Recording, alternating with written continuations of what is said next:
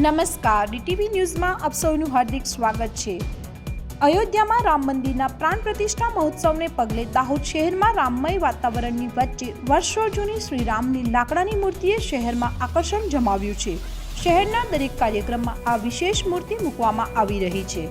અયોધ્યામાં ભગવાન શ્રી રામના મંદિરનો પ્રાણ પ્રતિષ્ઠા મહોત્સવ ઉજવાઈ રહ્યો છે, ત્યારે દાહોદ શહેરમાં પણ રામ ભક્તોમાં અનેરો ઉત્સાહ જોવા મળી રહ્યો છે। જય જય શ્રી રામ। સૌ પ્રથમ તો દાહોદ નગરપાલિકા પ્રમુખ તરીકે તમામ દાહોદ નગરવાસીઓને હું હૃદયપૂર્વકના અભિનંદન આપું છું, તેમનું અભિવાદન કરું છું।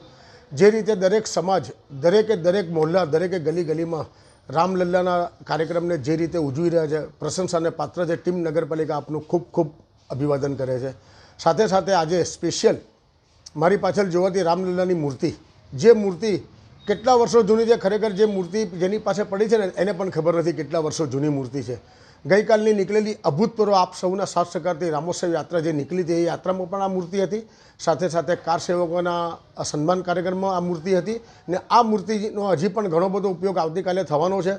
વણિક સમાજના દરેક કાર્યક્રમમાં આની સામે મહાઆરતી પણ થવાની છે। આ મૂર્તિનો ઇતિહાસ ખરેખર જાણવો રસપ્રદ છે। અમારા સમાજના શ્રી દિલીપભાઈ અને એમના પુત્ર શ્રી અંકુરભાઈ, આ મૂર્તિ કેટલા વર્ષોથી એમની પાસે પડી છે એમને પોતાને ખબર નથી, પણ મૂર્તિનું અચાનક શેતલભાઈ કોઠારી સાથે સંકલન કરી એમને જે રીતે આ મૂર્તિનું રંગરોગન તાત્કાલિક કરી આપ્યું એ પ્રશંસાને પાત્ર છે।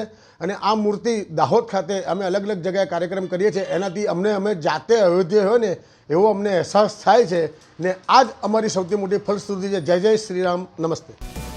સમગ્ર શહેર રામમય વાતાવરણથી ઝળહળી ઉઠ્યું છે, ત્યારે આ ઉત્સવમાં લાકડાની શ્રીરામ ભગવાનની મૂર્તિએ આકર્ષણ જમાવ્યું છે।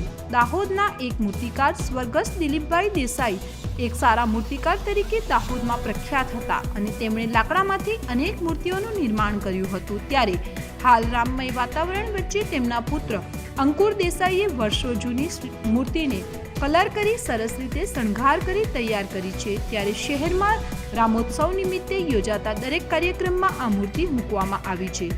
શહેરમાં આ મૂર્તિએ આકર્ષણ જમાવ્યું છે, તેના દર્શન કરીને દરેક દાહોદવાસી ધન્યતા અનુભવે છે। એક જ લાકડાના ટુકડામાંથી આ મૂર્તિ કંડારવામાં આવી છે અને એક નજરે જ એવો અહેસાસ થાય છે કે સાક્ષાત શ્રીરામજી પધાર્યા છે। અત્યારે હાલ દેશમાં રામલલ્લાના પ્રાણ પ્રતિષ્ઠા મહોત્સવ નિમિત્તે સમગ્ર દેશમાં રામમય માહોલ છે। મારા ફાધર દિલીપ દેસાઈના હસ્તે પણ 40 વર્ષ પહેલાં આ એક મૂર્તિ કંડારવામાં આવી હતી। એક લાકડામાંથી બનેલી મૂર્તિ, મારા પિતાજી દિલીપ દેસાઈ કાષ્ઠકલાના નિષ્ણાત કલાકાર હતા અને એમના દ્વારા એક જ કાષ્ઠના ટુકડામાંથી આ મૂર્તિ કંડારવામાં આવી હતી। 40 વર્ષ પહેલાં એમની કંડારેલી મૂર્તિ આજે દાહોદના રામમય માહોલને વધુ રામમય માહોલ બનાવી રહી છે।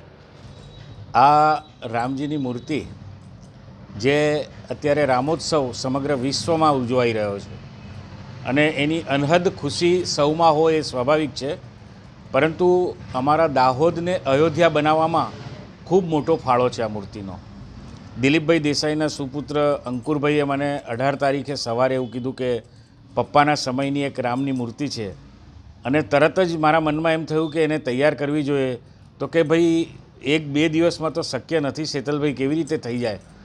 પણ આ રામના જ આશીષ ગણો, એના જ આશીર્વાદ ગણો, એક ચેલેન્જ ઉપાડી અંકુરભાઈએ અને માત્ર એક જ દિવસમાં આ એક જ કાસ્ટમાંથી નિર્માણ પામેલી રામજીની પ્રતિમાએ સ્વયં લોકોની વચ્ચે જઈ અને જે આશીર્વાદ પ્રાપ્ત કરાવ્યા। રામોત્સવ યાત્રામાં જે રીતે આ પ્રતિમાએ આકર્ષણ જમાવ્યું હતું, આ પ્રતિમાના આશીર્વાદ લેવા સમગ્ર નગરજનો થનગની રહ્યા હતા। એટલે આમ તો અંકુરભાઈની કલા ખરેખર રંગ લાવી છે અને દાહોદને સાચા અર્થમાં અયોધ્યા બનાવ્યું છે।